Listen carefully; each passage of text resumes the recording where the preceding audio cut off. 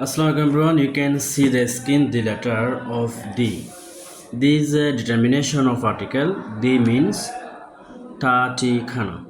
Boita boiti boikana. Okay, but I want to tell you when you pronounce the or the এই দিটাকে আপনি কখন দি বলবেন অথবা দা বলবেন এই দিটার সাউন্ড কিন্তু সামটাইমস দি এবং সামটাইমস দা এখন আপনি নিয়মটা হচ্ছে যদি দির পরে কনসোনেন্ট সাউন্ড পান দি প্লাস কনসোনেন্ট সাউন্ড তাহলে এটা হবে দা যেমন in the morning the in the morning এমটা হচ্ছে কনসোনেন্ট দির পরে যদি কনসোনেন্ট সাউন্ড আসে তখন হবে in the morning in the afternoon like this আর দি প্লাস যদি ভাওয়াল সাউন্ড হয় তাহলে হবে ইন দি যেমন the egg the igloo like this the and the d plus consonant the d plus vowel the hope you understand better.